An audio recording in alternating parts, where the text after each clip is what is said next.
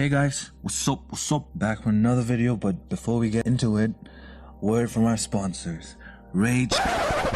I'm just kidding. Nani? Although I do like to say thanks to you guys for the support. Honestly speaking, I wasn't even expecting 60 views in my last video, so thank you.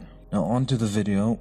We have 5 OP characters whom we never saw fight or go all out.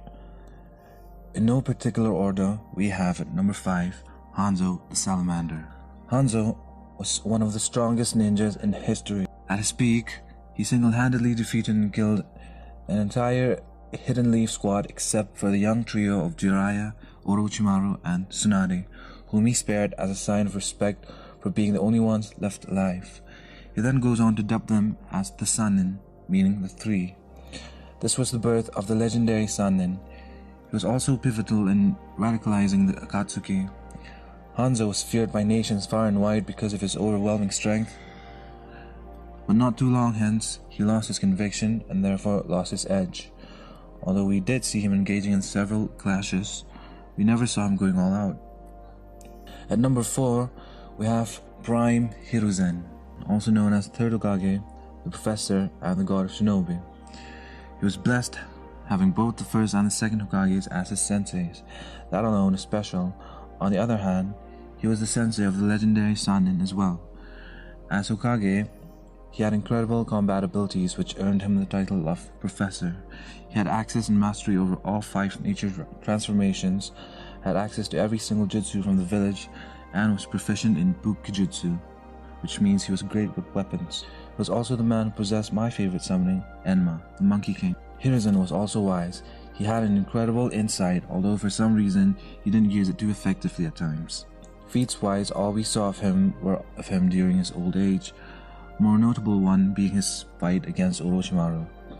During their fight, Orochimaru summoned Hashirama and Tobirama's reanimations, and even though they were reanimations, they still possessed a significant amount of strength.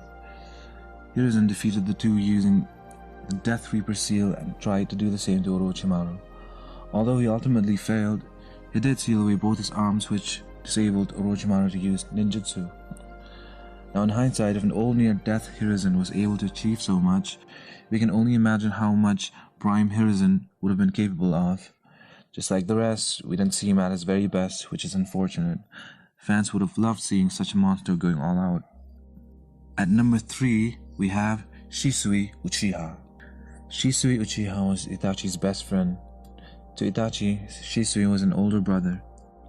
Itachi would meet him and they'd have sparring sessions, which SHISOI always won the majority. Again, Itachi was a generational talent, and as great as he was, SHISOI was portrayed as being superior, at least still before his death, from which Itachi awakened his Mangekyo Sharingan. SHISOI was one of the very few characters in Naruto who were feared by nations. Orders to flee on sight was given, and understandably so. SHISOI possessed Koto Amatsukami, the ultimate genjutsu in the show. Throughout the show, the Koto Amatsukami was given an extremely high reverence. Characters like Danzo, an interim Hokage, and the leader of the Armed Black Ops, Kabuto, one of the 2 catalysts of the war, and Itachi, the one who dissolved the Edo Tensei during the war, all had affiliations with SHISOI's ability, or at least desired to.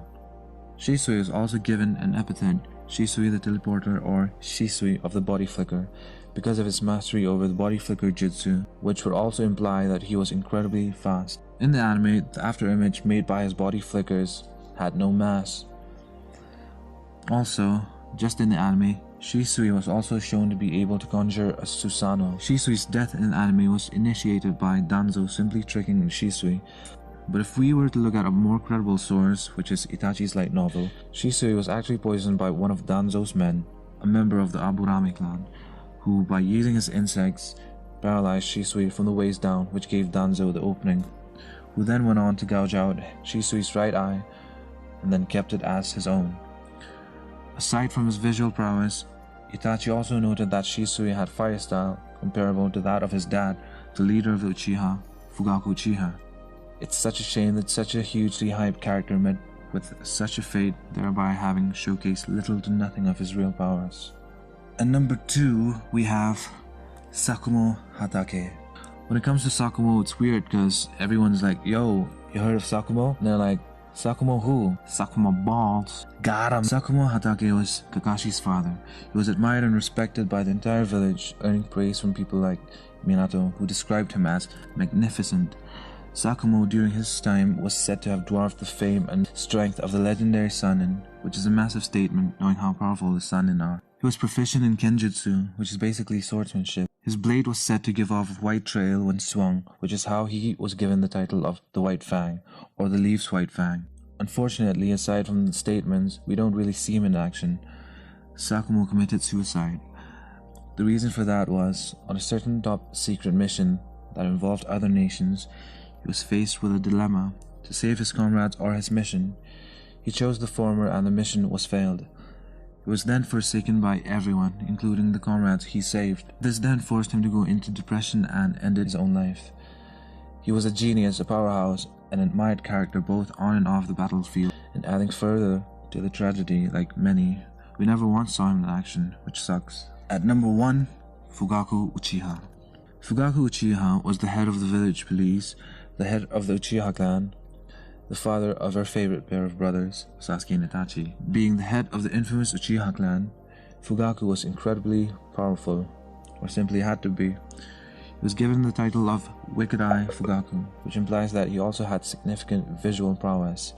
In the anime, Fugaku is shown to possess a Mangekyo Sharingan, but we were never shown its special abilities. It's hard not to talk about the Uchiha without mentioning Itachi every now and then because he played such a significant character.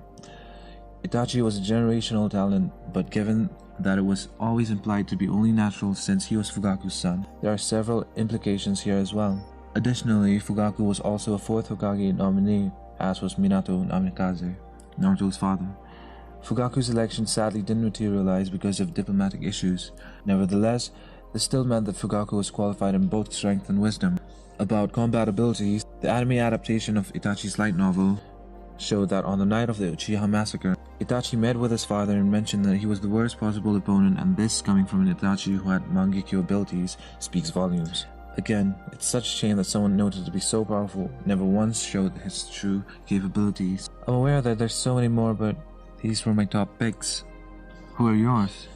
And if there's anything about the show you want to know more about, like characters and all that stuff, let me know in the comments below. I will see you again very soon.